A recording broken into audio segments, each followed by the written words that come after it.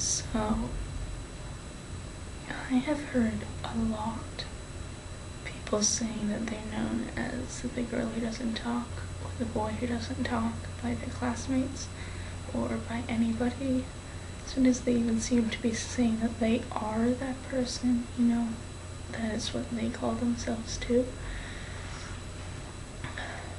And you really shouldn't do that.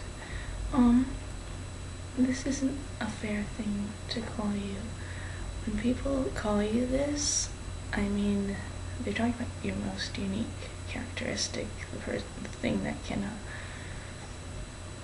talking about the thing that you can most easily be identified by, but in a way it's also saying this is the most important thing about you.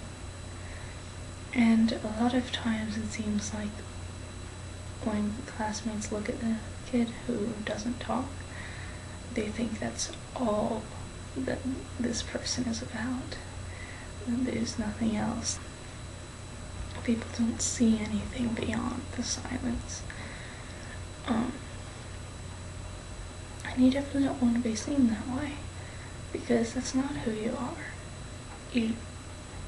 The not talking is sort of covering up all the things that you actually are.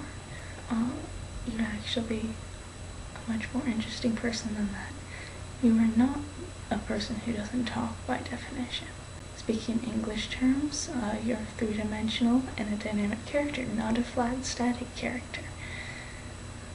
And if you're only known as the person who doesn't talk, they are sort of calling you a flat and static character. The other danger is when you and other people start defining you as this, you're a lot less likely to be able to change. Because if everybody at school knows you're the kid who doesn't talk, they're not going to be expecting you to change. They'll just sort of accept it. And this reinforces it, because then you're not being asked to talk, you're not getting the opportunities you need to do it in a comfortable way.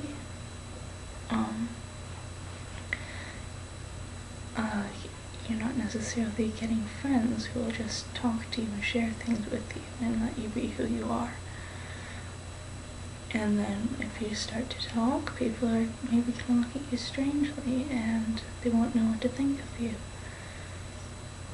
The worst thing though is if you start to accept this as who you are, because if you think that's the most important thing about you, what will happen when you do start to talk to people at school or at work or strangers?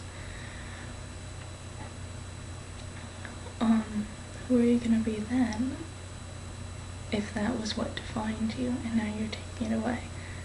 So you need to find other things, find the things that really define you, that are really who you are, and care about those things.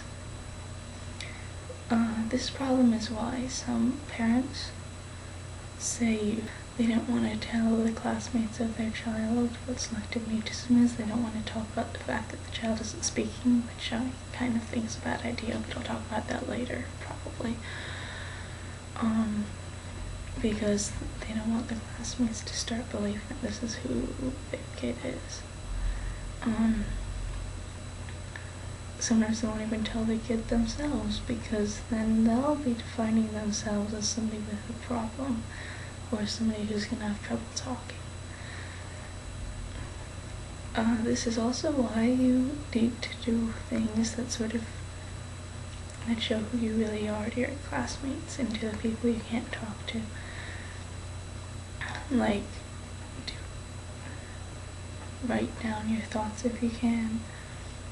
Show them how good you are at the certain things you're good at, like music or art or sports, whatever. Get into something where you can be defined as somebody you want to be. And try to get yourself out of the rut of thinking of yourself as the kid who doesn't talk. And what you should be doing is trying to figure out a way to find a bigger and more important definition of yourself. And join a club so that you can be part of that club. Define yourself as somebody who's good at whatever you're good at.